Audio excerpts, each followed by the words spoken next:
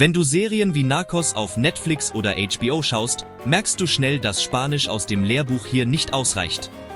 Denn was du dort hörst, ist echtes Straßenspanisch, voller Emotionen, Slang und Kraftausdrücke.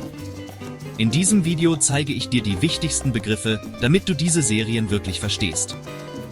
Fangen wir mit dem wichtigsten Wort überhaupt an. Mierda. Das heißt einfach Scheiße. Das hörst du ständig. Wirklich ständig. Etwas sauberer ist maldita sea. Also verdammt. Und noch neutraler. Oft in Filmen. Maldición. Aber jetzt wird es interessanter. Wenn jemand sagt, ¿Qué carajo haces?, dann heißt das nicht einfach, was machst du?, sondern, was zum Teufel machst du? Und genau hier beginnt der Unterschied zwischen Lehrbuch und Realität. Jetzt kommen wir zu den härteren Sachen. Hijo de puta. Das ist keine Kleinigkeit. Das heißt Hurensohn oder Cabrón. Je nach Situation, Arschloch oder Bastard. Und wenn jemand richtig sauer ist, vete a la mierda. Also, verpiss dich. Jetzt gehen wir nach Kolumbien. Narcos-Level. Ein Wort, das du dort ständig hörst. Hijueputa. Sehr stark, sehr direkt. Und jetzt kommt das wichtigste Wort überhaupt. Marica.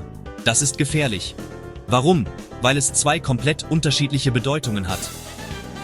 Unter Freunden. Oye, Marica. Also Alter oder Bro. Aber im falschen Ton, eine echte Beleidigung. Idiot oder sogar eine sehr harte, problematische Beleidigung. Das heißt, der Ton entscheidet alles. Noch ein typischer Ausdruck. Que gonorrea. Wörtlich eigentlich eine Krankheit. Aber im Slang. Was für eine Scheiße. Sehr hart. Und extrem typisch für Kolumbien. Jetzt kommen wir zu den Eskalationssätzen. Te voy a matar. Ich bring dich um. Abre la maldita puerta. Mach die verdammte Tür auf. Und jetzt ganz hart. Pudrete. Das bedeutet, verreck. Wenn du diese Begriffe kennst, verstehst du plötzlich viel mehr von dem, was in Serien passiert.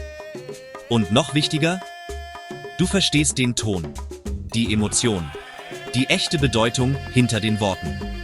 Denn genau das ist der Unterschied zwischen Schulspanisch und echtem Spanisch. Wenn du dein Spanisch wirklich aufs nächste Level bringen willst, dann hör genau hin, achte auf diese Ausdrücke und lerne, wie sie im Kontext benutzt werden. Denn genau so sprechen Menschen im echten Leben.